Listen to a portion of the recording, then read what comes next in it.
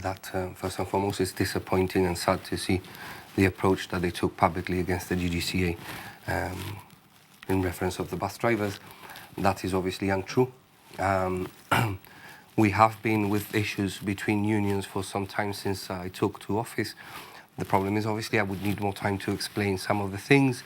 The reality is I don't want to get dragged into the blame game, who's doing what, because I simply don't want to play that, So are you speaking to members behind their backs? No, this is what I come to say. That is totally untrue. Members presented in our office with hard copies of the forms filled in to join the GGCA and wanted to talk. They asked for a meeting with myself, which we met.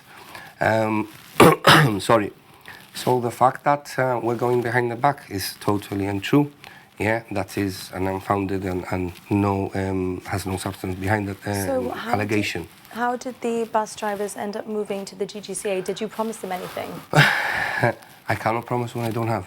But did you offer something? Did you commit to doing anything? To promise something you don't have is just setting yourself up for failure. So why did they move to the GGCA then?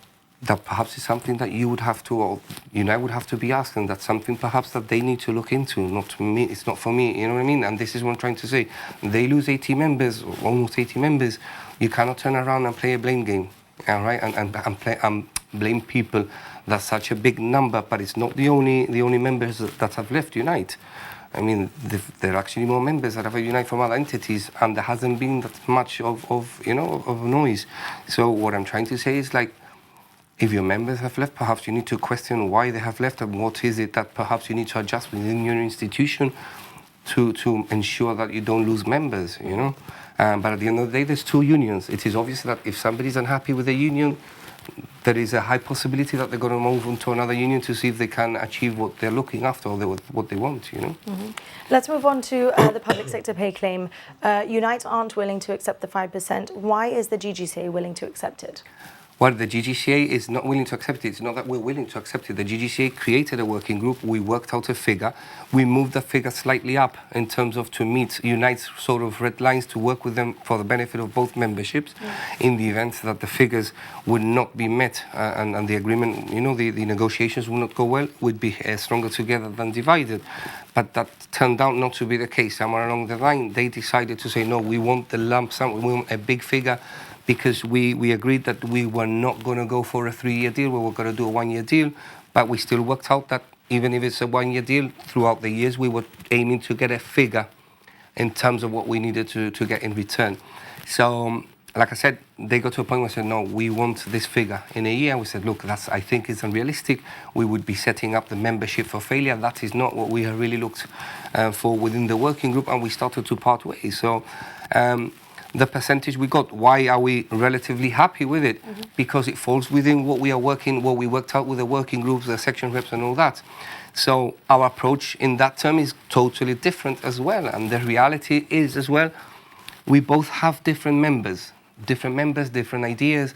So the approaches are going to be different as well, to be fair to Unite and to ourselves. You were initially going to ballot your members, though, and then you didn't. But there was talk about balloting them at first. Why didn't that happen? There was talk about discussions, no ballot. So we discussed with the section reps how we were going to move forward in terms of the balloting. Yes, of course, there will be some sort of ballot, but there cannot be a ballot without a proper consultation upon what was discussed with the section reps of the pertaining departments and members. So we said, look, I think the best way forward, we discussed it, like I said, with the section reps, we thought the best way forward would be to actually physically go myself with the union officials to the department, sit down with the people, listen to the people, and obviously have a discussion around what would be the best way forward in terms of the negotiations. It is clear that there was a big number of members, and there is a big number of members. We've already been visiting the departments. There is a big number of members which are not unhappy with the public sector pay, right? And what we are saying and what we're looking at balloting is how we're going to ensure that the next years we get back what we are owed, how we're going to go about it.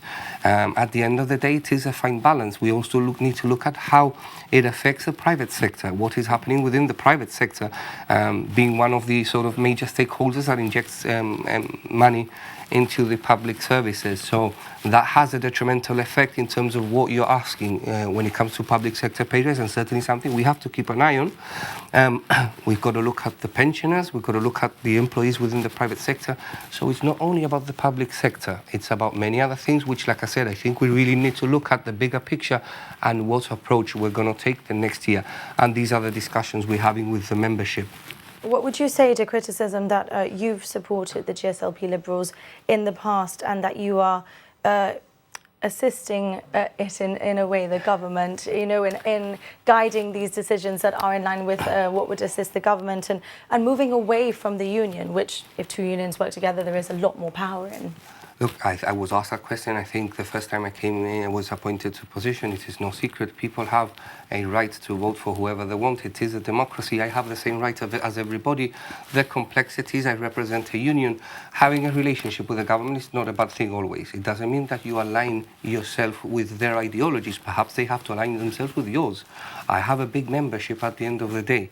So perhaps, like I said, it's not a question of where am I aligned to them, or perhaps they're aligned to me. You know, at the end of the day, there is a good relationship because we're working very hard, and we would work very hard with whoever's across the other side of the table for the benefit of our membership. So it has nothing to do with political alignment.